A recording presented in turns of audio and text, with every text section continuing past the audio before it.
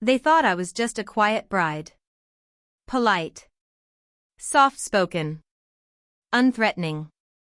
But the morning after my wedding, my mother-in-law arrived with a notary, an uncapped pen, and a smile too smooth to be innocent. She told me to sign everything over, my name, my legacy, the company my grandfather built from nothing. What they didn't know was that I'd been silent for a reason. What they didn't see coming was everything I'd prepared. This isn't just a story about betrayal. It's about listening when others underestimate you. It's about protecting what they assume you don't even own. It's about how silence, when held with purpose, becomes power. If you've ever been overlooked, underestimated, or erased, you're not alone.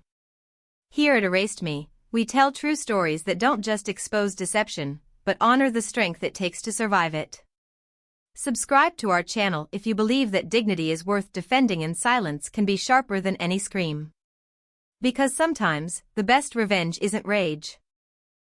It's resilience. The pen wasn't just uncapped.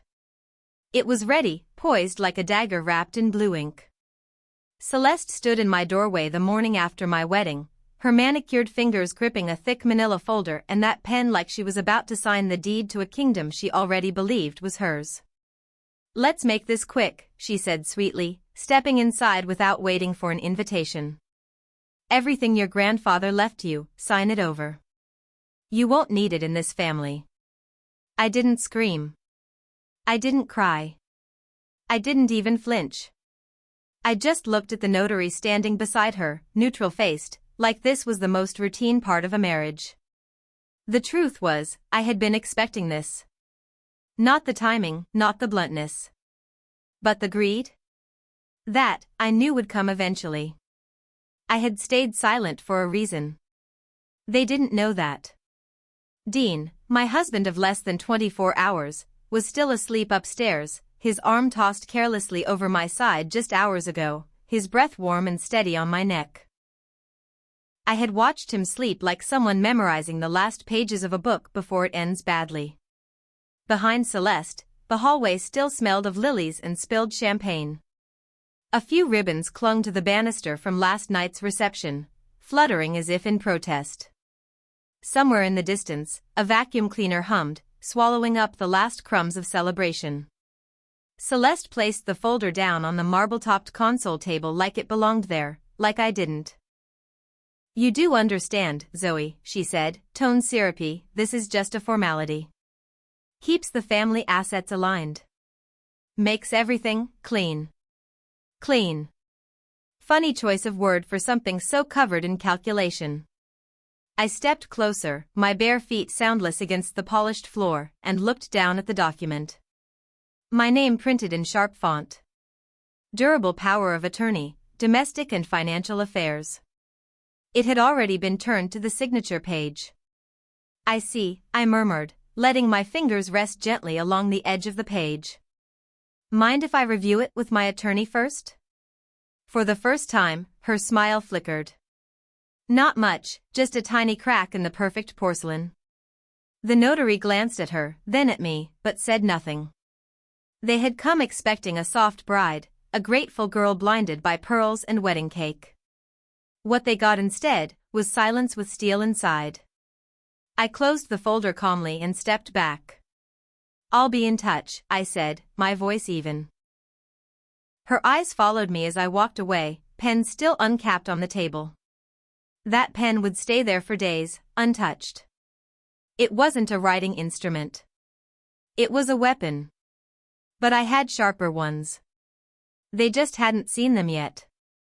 I can still feel the texture of his hand, paper-thin skin, liver-spotted and warm despite the failing body beneath it.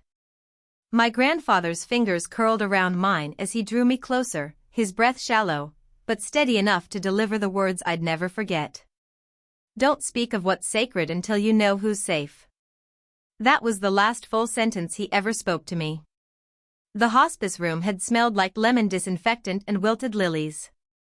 Outside the window, the West Texas sun sank behind the oil fields, just like it had for him, day after day, as he built his company from dirt and debt into something formidable. something that outlasted every family betrayal and bad year.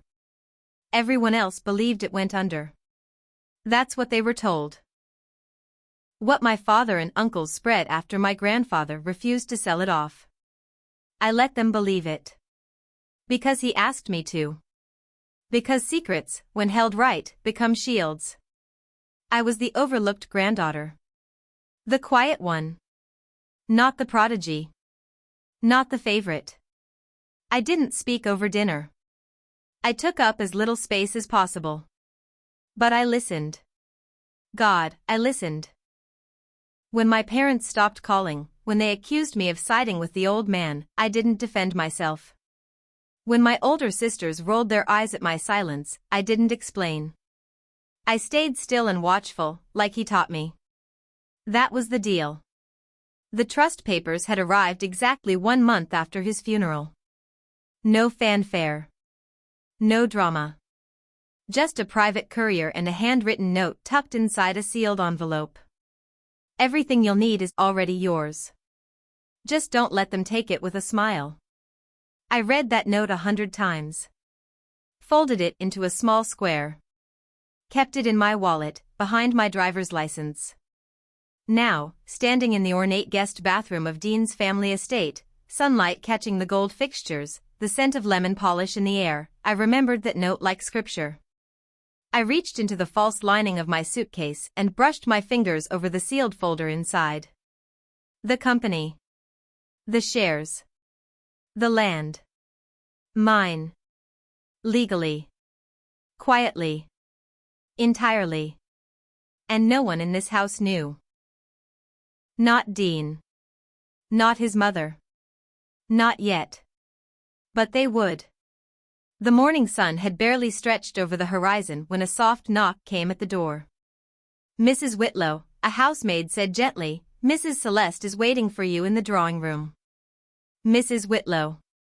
The name clung to me like a suit that didn't quite fit, custom-made for someone else. I didn't correct her. Just nodded and closed the door behind me. As I walked the long corridor, each footstep echoed against polished wood floors lined with antique rugs. The walls were heavy with oil portraits, stern men in stiff collars, women in lace gloves and hollow smiles. Dean's ancestors. Or as Celeste called them, our legacy. The air smelled like lemon polish and something older, dust, perhaps, or tradition. By the time I reached the drawing room, I'd already practiced the kind of smile that didn't reach my eyes. Celeste sat like royalty on a velvet-backed chair, her posture carved from marble. Pearls around her neck, a silver tray of tea untouched beside her. Standing silently beside her was the same notary from the morning before. Same dark suit. Same unreadable face. On the table, a leather folder. A silver notary seal. An uncapped pen, again. "Good morning, darling," she said, voice like warm syrup. "Let's formalize your role in the household." Just a formality. I crossed the room slowly, as if the carpet itself might shift beneath me. I sat. The notary opened the folder and slid it toward me with the quiet efficiency of someone who'd done this many times. It was already flipped to the signature page. Durable power of attorney, domestic and financial affairs. The words leapt off the paper in quiet italics, surrounded by language thick with legal smog. I pretended to skim, flipping pages with calm fingers. "This is interesting," I said lightly. "Do you mind if I review this with my attorney?" Her smile remained. But her eyes twitched just for a breath. The smallest flicker of annoyance. I caught it. Catalogued it. "Of course," she said. "No pressure. It's just family stuff." Family. A word she used like a weapon disguised as velvet. I closed the folder, placing it gently back on the table. I'd grown up being the quiet one, the daughter who didn't demand or defy. But quiet never meant blind. And it certainly didn't mean weak. That afternoon, I played the part they cast me in. I smiled for photos. Wrote thank you notes for wedding gifts I hadn't even seen since. When guests asked how I was adjusting, I gave them the answer they wanted, perfectly. Dean never noticed the shift. As we returned to our wing of the estate, he undid his tie and kissed my cheek, unaware. And when I opened the hidden lining of my suitcase again that night, I didn't need to check the folder inside. I only whispered, "Thank you, Grandpa," as I tucked it back away, my inheritance, my plan, and my silence. The house was too quiet. The kind of silence that felt manufactured, like someone had pressed mute on a life that should have been brimming with post-wedding joy. No clinking of dishes. No smell of coffee or bacon. No chatter or laughter from the kitchen. I had woken alone. Dean's side of the bed was cold, his pillow barely indented. The breeze coming through the open window fluttered the curtain like an afterthought. I wrapped myself in a robe and padded downstairs, the old hardwood creaking under my bare feet. The formal dining room was empty, table untouched.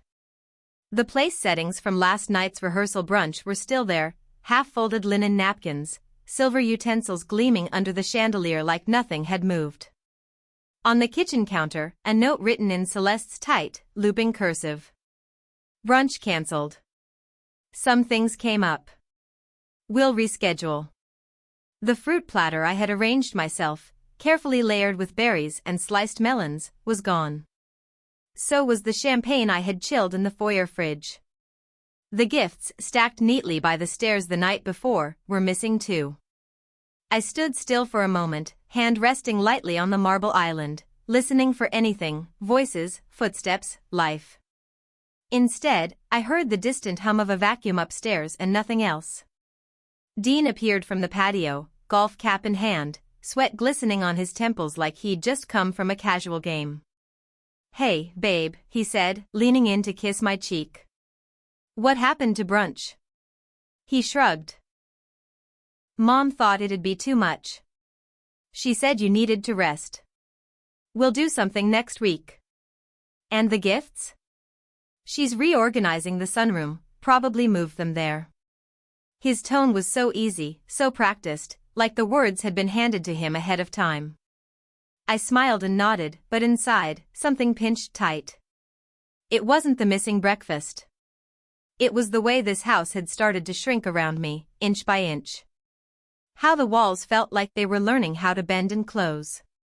That afternoon, while folding the last of our laundry in the guest wing, I remembered something my grandfather once told me as we shelled pecans on his porch. Some people love power so much, they forget how to love people. I didn't understand it then. But I did now.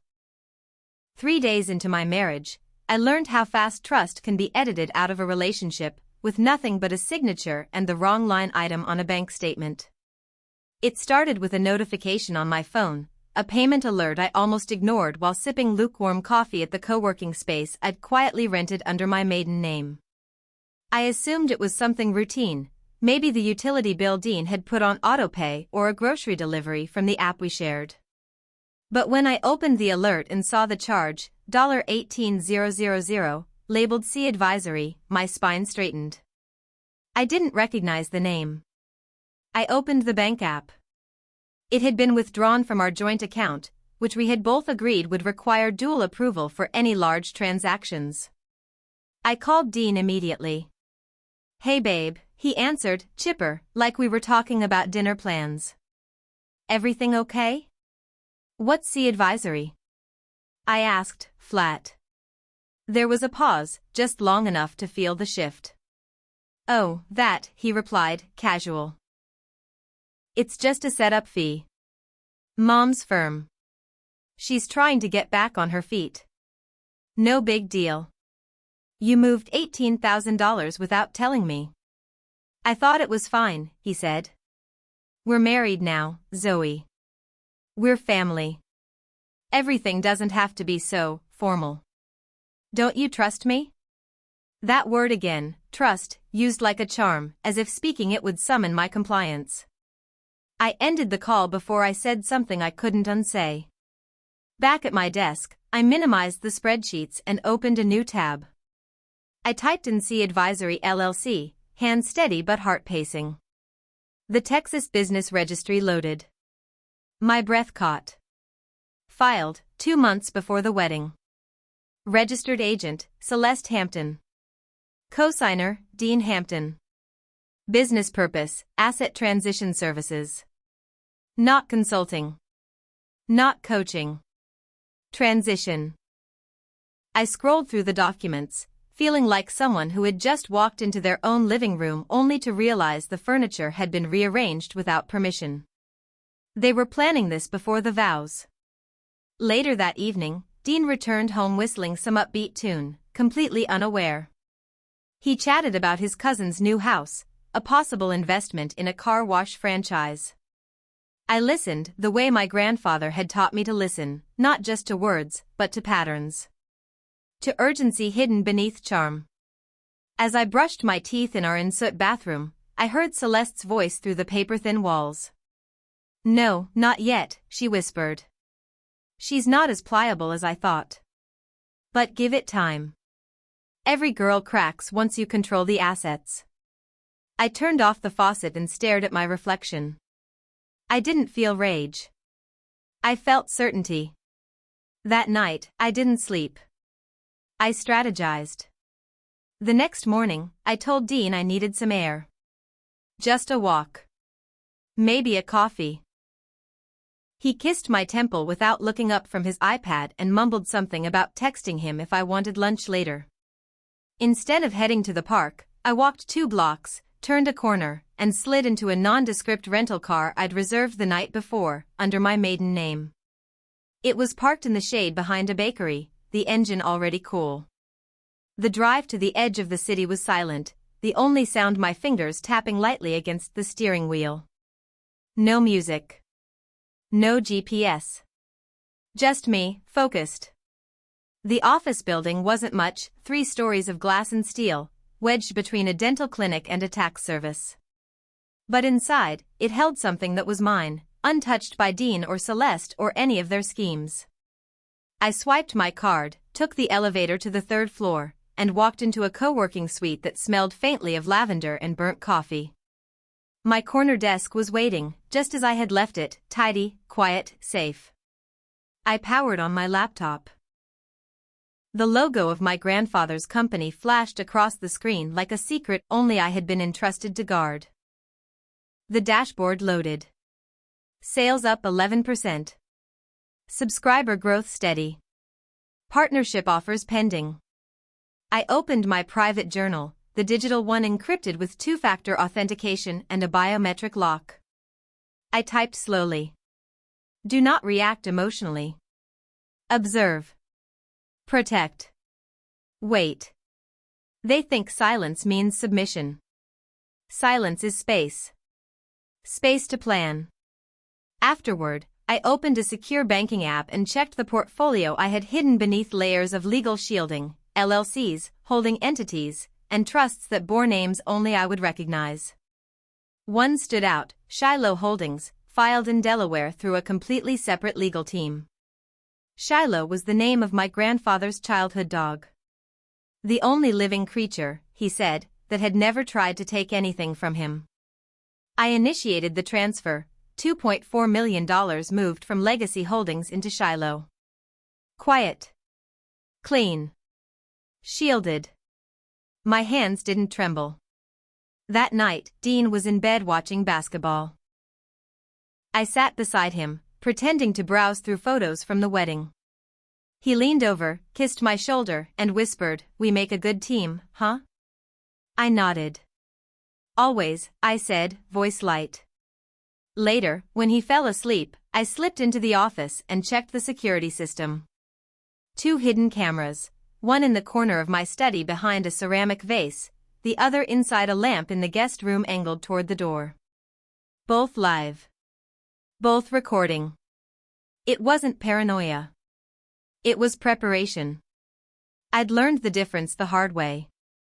I returned to the estate 2 evenings later for Celeste's famed Friday family dinner, roast chicken, linen napkins, soft jazz humming through the sound system, and just enough wine to blur red flags into pink ones. I played my part beautifully. Toasted the bride, smiled for selfies, laughed at a story I'd already heard twice. When dessert was served, I waited until the clinking of spoons softened, folded my napkin deliberately, and said, "By the way, I came across something interesting during some routine business reviews." Dean looked up from his plate, casual. "Oh yeah? What's that?" "See advisory." Celeste's fork paused midair. Her eyes didn't widen, but her jaw set ever so slightly. Dean let out a light laugh. "She's been Googling again," he said. I smiled back sweetly.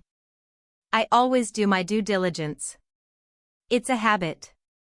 The air shifted, just enough for me to feel it. But no one said a word. Celeste cleared her throat and launched into a story about renovating the back garden. I let her pivot. The seed had been planted. Later that night, I didn't go home. I drove downtown instead, to a modest office building tucked between a boutique and a dentist's office. The door buzzed softly as I entered. The receptionist didn't ask why I was there, only who I was there to see. "Elijah Corbin," I replied. "Property law." 10 minutes later, I sat across from a man in his 50s, bolo tie and all, his presence calm but curious. I placed the folded deed onto the table. "I need to know what this means," I said, "if I sign it." He scanned the page quietly, then looked up. "You'd be transferring full legal ownership of your home to your husband and mother-in-law. They'd be able to refinance, sell, or leverage it without your consent." I nodded. It was purchased with a premarital trust, through an LLC tied to my grandfather's estate. He leaned back, eyebrows raised. Then they'd need to prove co-ownership intent or marital entitlement, and that would be messy, especially with trust documentation in place. "Do you have the original trust documents?" "I do." "There's also a clause my grandfather insisted on: no asset under the trust can be reassigned or transferred without board review." His demeanor changed instantly. "Then signing this wouldn't just risk your house. It could trigger a breach." "But..." He paused, tapping the deed gently. "It also gives you leverage." I left his office with a copy of the trust, a legal opinion letter, and a strange calmness filling my chest. Not relief. Not yet. Just readiness. That night, back at home, Dean was watching football again like the world hadn't cracked open beneath his feet. I said nothing.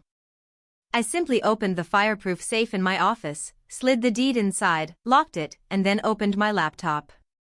I searched for a name I hadn't typed in years: Thomas Denham, my grandfather's old estate attorney. Still practicing. Still loyal. I drafted the email slowly, attaching the scanned deed and writing only a single line. No dramatics. Just facts.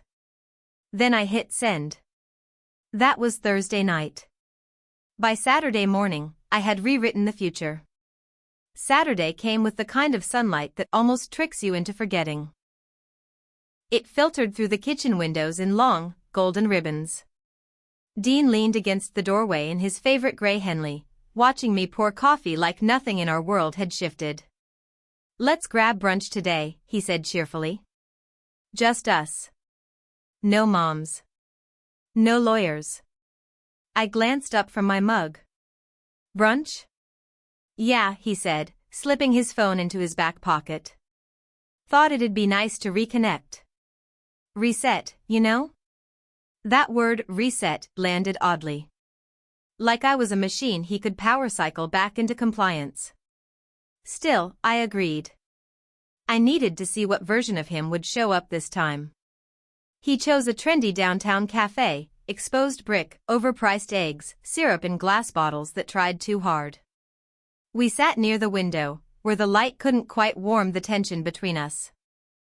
"You've been working like crazy," Dean said, slicing into a pancake he didn't seem interested in eating. "I'm proud of you. Seriously." I stirred my iced coffee slowly. "Thanks. You said you wanted to talk?" He nodded, a little too eagerly. "Yeah. I've been thinking, maybe it's time to start a family. You know, take the next step. Protect our legacy. That word again, legacy, as if he could reach into mine and claim it with enough shared vocabulary. I tilted my head. A family trust, then? He brightened. Exactly. For the company. For the future. For our kids. I set my cup down. Which family? Yours and Celeste's? Or mine? Dean blinked. What? You said family trust. Just wondering whose family you meant. He gave a nervous laugh. Ours, of course. I just meant. A safety measure? I asked calmly. He shifted in his seat. It's not about control. It's about building something together. Faster.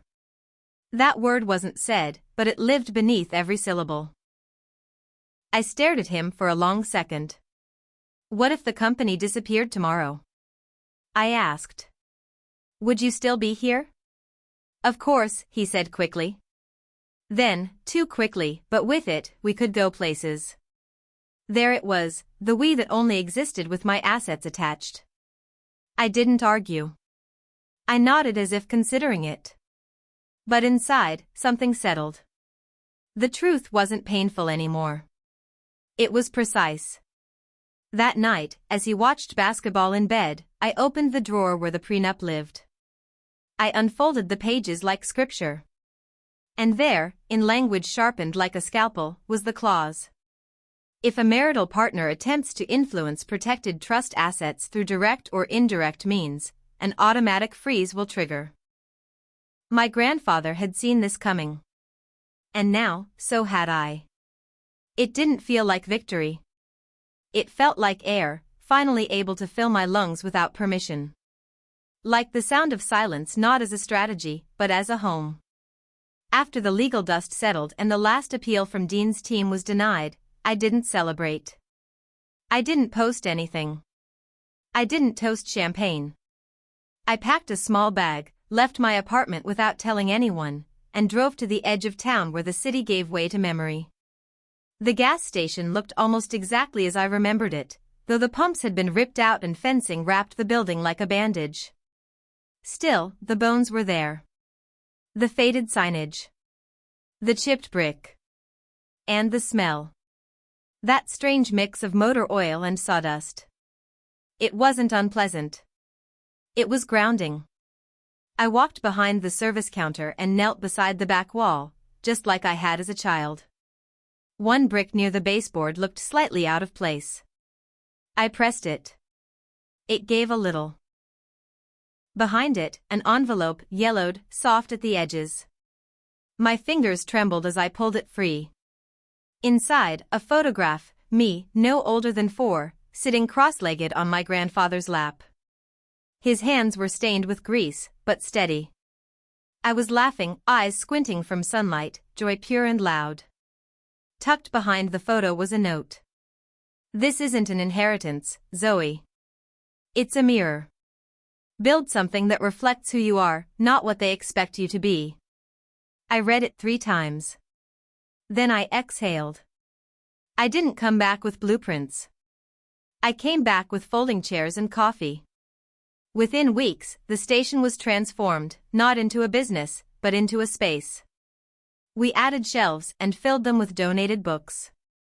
A corner became a quiet nook for single moms to fill out job applications. One wall displayed local artists' sketches. A friend from the food pantry helped launch a voucher program for gas rides to interviews. There was no press release. No ribbon cutting. But they came. One day, a woman, 60ish, gray hair pulled into a bun, walked in with a tray of fresh muffins. You could have sold this place, she said softly. Why stay? I looked around at the shelves, the soft hum of conversation, the smell of brewing coffee. Because this, I said, is the part they couldn't take. I didn't plan to run into Dean. It had been weeks since the final ruling. My name stood alone on every document that mattered. The company. The trust. The land. My attorney had shaken my hand, said you're free, and meant it. I was on my way to a late lunch, stopped into a small cafe I used to frequent during college. The same ivy still climbed the brick wall outside, though now it looked more ornamental than wild. He was already seated near the window, hunched over a printout. His suit didn't fit right, too loose at the shoulders, wrinkled at the cuffs. He looked smaller, somehow, like the weight of entitlement had finally slipped off and left him hollow. He saw me. Stood slowly. Hesitated. I guess congratulations are in order, he said. I nodded politely. He paused. Was it worth it? I held his gaze for a beat, then answered simply, not the money. The clarity. He nodded like he understood, but I wasn't sure he did. He turned and walked away. And just like that, the chapter closed. That evening, I returned to the cemetery where my grandfather rested beneath the old oak tree. The sun was lowering, the sky painted in lavender and gold. I knelt beside his stone, still simple, still unpolished, and laid down 3 things. First, a copy of the new company charter, leaner, cleaner, grounded in values he believed in. Second, the photograph I'd found behind the brick, his steady hands holding a child who had yet to understand her own strength. And third, my wedding ring. It gleamed briefly in the dying light before settling atop the paper like punctuation. I almost forgot who I was, I whispered. But you didn't. You planned for the storm even I couldn't see coming. I stayed there for a while, not mourning, just remembering. It didn't ache. It felt earned. When I got home, I didn't turn on the TV. I lit a single candle and placed it near the window, the way he used to when the power went out. A symbol, not of loss, but of resilience. Outside, the city moved on, cars passing, people laughing in the distance, a street lamp flickering to life. They had wanted the company. They had wanted the land. They had even wanted the name. But what I really inherited was myself. And that, they could never steal. Sometimes, the most powerful armor isn't a loud voice or a public victory, it's quiet integrity. Zoe's story is not about revenge or wealth. It's about the unshakable courage to protect what matters, even when no one is watching. She stayed loyal to the wisdom of a grandfather who saw the storm before she could, and she honored that legacy not by clinging to power, but by transforming it into something that served others. It would have been easy to give in, to let charm and tradition cloud the truth, but she chose differently. She chose patience over panic, clarity over chaos, and dignity over desperation. In a world where silence is often mistaken for weakness, Zoe proved that stillness can be strategy, and restraint can be resistance. She didn't raise her voice, she raised her standards. She didn't fight with fire, she fought with foresight. That kind of strength doesn't come from contracts or courtrooms, it comes from knowing who you are, even when others try to rewrite your worth. The lesson is clear. Love without respect is manipulation, family without trust is just theater, and legacy without character is empty. Zoe's inheritance was never the company or the land, it was herself. Her courage. Her truth. Let them think your silence is surrender, her story whispers. But let your actions reveal your strength. And in that silence, we're reminded, the most powerful battles are often won before a single word is spoken.